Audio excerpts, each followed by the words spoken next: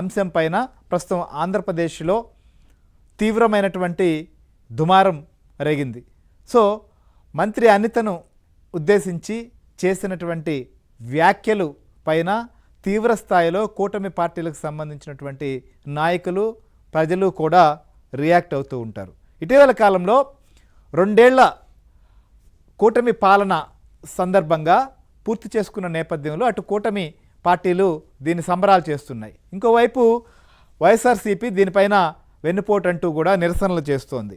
So అయితే ఈ సందర్భంగా నాయకులు మాట్లాడుతున్నటువంటి మాటలు, వ్యవహరిస్తున్నటువంటి తీరు అనేటువంటిది ఇప్పుడు చర్చించాల్సిన పరిస్థితి. ముఖ్యంగా హోంమంత్రి అనిత సంబంధించినటువంటి అంశం పైన ఇప్పుడు ఇంతలా చర్చ జరగడానికి కారణం మాజీ మంత్రి గుడివాడ అమర్నాథ్ ఆయన చేసినటువంటి వ్యాఖ్యలు ఏవైతే ఉన్నాయో దీనికి సంబంధించే ఇప్పుడు ఇంత దుమారం రేగుతోంది.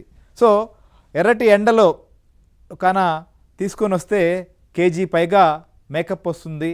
సో ఆ మేకప్తో ఏదో స్లాబ్స్కో గాడ్స్కో మామూలుగా పుట్టిస్ పెడతారు, దాన్ని కూడా పెట్టచ్చు అంటూ ఆయన చేసినటువంటి వ్యాఖ్యలు అయితే ఉన్నాయో అవి తీవ్ర స్థాయిలో వివాదానికి కారణమైనాయి. సో ఈ వ్యాఖ్యలను ఎవరూ కూడా స్వాగతించరు, ఎవరూ కూడా దీన్ని సమర్థించే పరిస్థితి లేదు.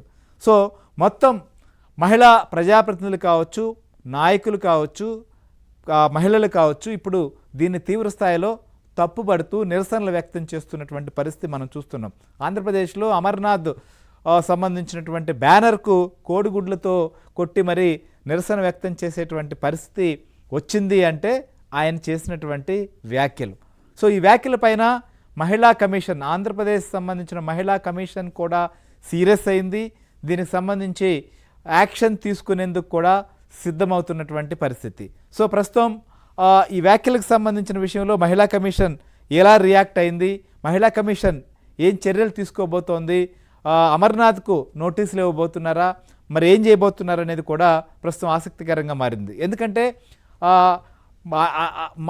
హోంమంత్రి అనితకు అండగా ఆ పార్టీకి సంబంధించిన తెలుగుదేశం పార్టీకి సంబంధించినటువంటి మహిళా శాసనసభ్యులు కావచ్చు, లేకపోతే మిగిలినటువంటి ప్రజాప్రతినిధులు, నేతలు కూడా రోడ్ల మీదకి వచ్చి మీడియా ముందుకు వచ్చి మాట్లాడుతున్నారు. ఇదొక్కటే కాదు, ఖచ్చితంగా చట్టపరమైనటువంటి చర్యలు కూడా తీసుకుంటే మహిళలను ఈ రకంగా అగౌరవపరచడం లేదా చులకన చేయడం మిగిలిన వారు చేయరు అనేటువంటిది వారు విశ్వసిస్తున్నారు. సహజంగా ఎవరైనా సరే, పురుషులైనా మహిళలైనా బయటకు వెళ్ళేటప్పుడు కొంత వారు ఫేస్ వాష్ చేసుకోవడం, లేకపోతే ఎవరైనా క్రీమ్స్ రాసుకోవడమో లేకపోతే మేకప్ వేసుకోవడం సహజంగా జరిగేటువంటి ప్రక్రియ. ఇది మా అందరి ఇళ్లలో జరిగేదే, మా ఇంట్లో జరుగుతుంది, మీ ఇంట్లో జరుగుతుంది.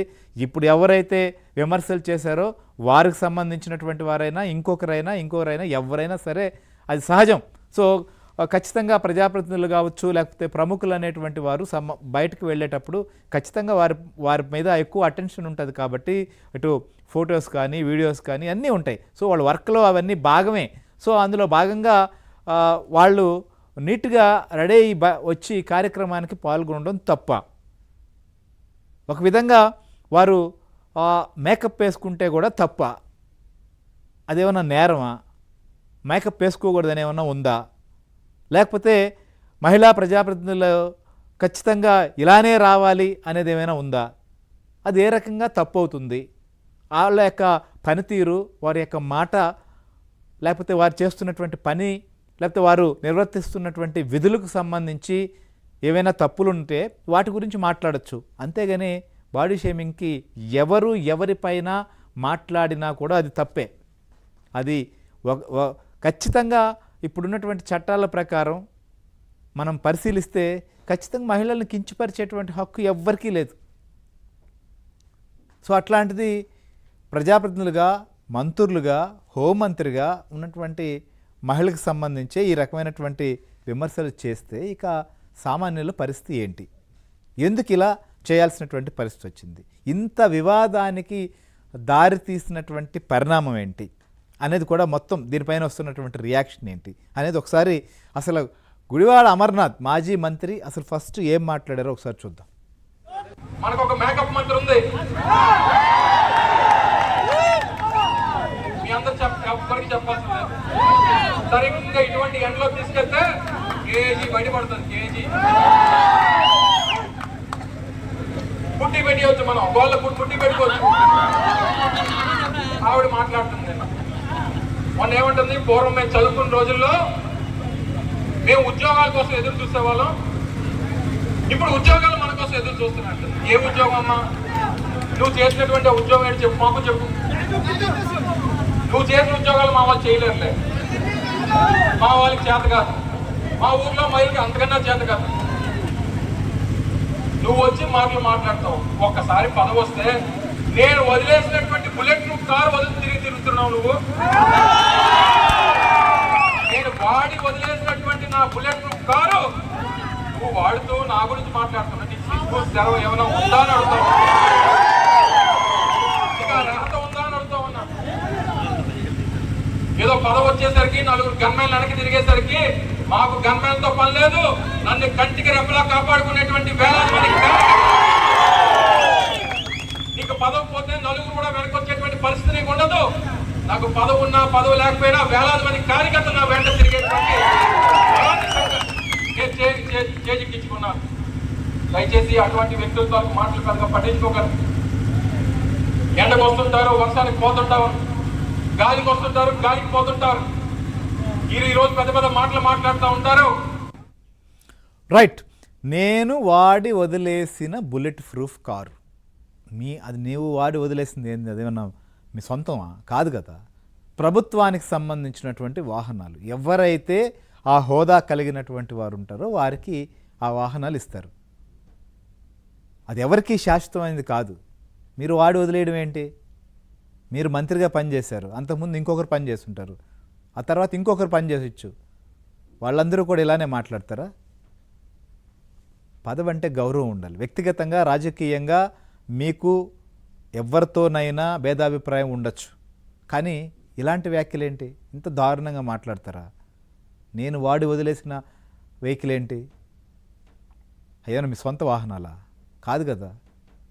సొంత వాహనమైనా ఇంకొకరు కొనుక్కుంటేనో లేదా ఇంకొకరు దాన్ని పొందితే అది వాళ్ళ వాహనం అవుతుంది. మంత్రిగా పనిచేసినటువంటి వాళ్ళు ఈ రకమైనటువంటి మాటలు. సో దీనిపైన తీవ్రమైనటువంటి నిరసనలు వ్యక్తమవుతున్నాయి. తీవ్ర స్థాయిలో కూడా మహిళా ప్రజాప్రతినిధులు దీనిపైన ప్రతి విమర్శలు చేసేటువంటి పరిస్థితి. ఖచ్చితంగా ఈ మాటల్ని ఖండిస్తున్నారు, ఖచ్చితంగా ఖండించాల్సిన పరిస్థితి కూడా ఉంటుంది. సో దీనిపైన వస్తున్నటువంటి రియాక్షన్ ఏంటో కూడా మనం ఒకసారి చూద్దాం. చర్యలు తీసుకోలేదానికంటే ఇందాక మీకు చెప్పాను, ఈవెన్ సోషల్ మీడియాలో పెట్టిన పోస్టుల మీద కూడా దగ్గర 8,000 పోస్టులను ఈరోజు మేము డిలీట్ చేయగలిగాం. అట్ ద సేమ్ టైం ఒకటండి, ఈరోజు పోస్టులు పెట్టారా లేదా అవన్నీ పక్కన పెడితే మహిళను గౌరవించడం అన్నది ఒక సంప్రదాయం, భారతీయ సంప్రదాయం. దాన్ని వదిలి ఇష్టానుసారంగా మాట్లాడుతున్నారంటే వాళ్ళు విజ్ఞప్తి వదిలేయాలి. చట్టం తన పని మాత్రం తను చేసుకుంటుంది. విజ్ఞప్తి లేని వాళ్ళ గురించి మాట్లాడి నన్ను నేను తగ్గించుకోదలుచుకోలేదు, కానీ మాట్లాడతా, చెప్తున్నా, కానీ మాట్లాడతా.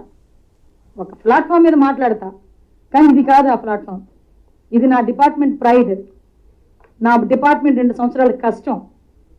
ఈ కష్టానికి ఈ ప్రైడ్కి సంబంధించి ఎవరో విజ్ఞత లేని వాళ్ళు మాట్లాడితే దాని గురించి ఈ ప్లాట్ఫామ్ మీద సమాధానం చెప్పను, వేరే ప్లాట్ఫామ్ మీద అతి తొందరలో సమాధానం చెప్తా. కానీ ఈ సందర్భంగా దయచేసి నాకు అది వదిలేయండి. ఎందుకంటే దాని గురించి మాట్లాడితే ఇదంతా ఒకే వెళ్ళిపోద్ది. నా 2 సంవత్సరాలు నా డిపార్ట్మెంట్ కష్టం. చర్యలు వైసీపీ నాయకులకి జిల్లాలు, రాష్ట్రము వాళ్ళకి ఏది అక్కర్లేదు. ప్రతి ఒక్కరూ ఇదే పందాలో మాట్లాడుతున్నారు. వీళ్ళు ఈరోజు ఇలా మాట్లాడుతుంటే వీళ్ళ నాయకులు దీన్ని ఖండించకుండా వాళ్ళని ప్రోత్సహిస్తున్నారని చెప్పి నేను చెప్తున్నాను. ఈ మాదిరి ఎంతమంది మహిళల్ని మీరు అవమానపరిచి వాళ్ళ ఆత్మ గౌరవాన్ని, ఆత్మవిశ్వాసాన్ని దెబ్బతీయాలని చూస్తున్నారు.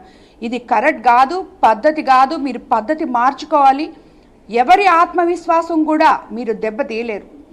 మీరు ఎవరికన్నా అలా చెయ్యాలి అంటే వాళ్ళు ఒక బంతి బౌన్స్ ఎట్లా మీరు అణగదొక్కాలని చూస్తున్నారో వాళ్ళు 10 సార్లు పైకి లేస్తారు.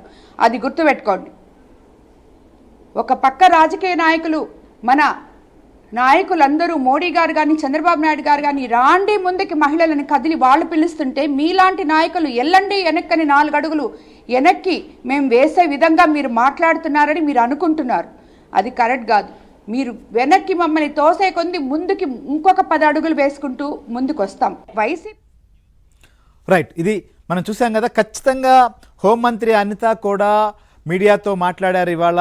అయితే ఆమె డిపార్ట్మెంట్ సంబంధించినటువంటి సాధించిన ప్రగతి గురించి ప్రస్తావించారు తప్ప అమర్నాథ్ వ్యాఖ్యల పైన ఖచ్చితంగా చర్యలుంటాయి, దీనిపైన మాట్లాడతాను కూడా, ఇది వేదిక కాదు అన్నారు. ఖచ్చితంగా మరొక వేదికలో రియాక్ట్ అవుతామన్నారు. సో మనం చూసాం. అట్లనే వేమిరెడ్డి ప్రశాంతి రెడ్డి, ఆమె కోవూరు శాసనసభ్యురాలు, ఆమె కూడా తీవ్ర స్థాయిలో ఆగ్రహం వ్యక్తం చేశారు. మహిళా ప్రజాప్రతినిధులను వెనక్కి లాగే ప్రయత్నం, అణగదొక్కే ప్రయత్నం చేస్తున్నారు, ఇంతకు 10 అంతలు రియాక్ట్ అవుతామని చెప్పి వేమిరెడ్డి ప్రశాంత్ రెడ్డి కూడా ఇవాళ మాట్లాడడం జరిగింది. వీరే కాదు, చాలామంది, మంత్రి సవిత కావచ్చు, ఇంకా చాలామంది ప్రజాప్రతినిధులు అందరూ కూడా దీనిపైన రియాక్ట్ అవుతున్నారు. రాష్ట్ర వ్యాప్తంగా ఉన్నటువంటి మహిళా నేతలందరూ కూడా స్పందిస్తున్నటువంటి పరిస్థితి. సో ఈ పరిస్థితుల్లో మహిళా కమిషన్ కూడా దీనిపైన చర్యలు తీసుకునేందుకు సిద్ధమవుతున్నట్లుగా తెలుస్తుంది. దీనికి సంబంధించినటువంటి అప్డేట్ మనం మరింత విశ్లేషణ కూడా చేద్దాం. మనతో పాటు విశాఖపట్నం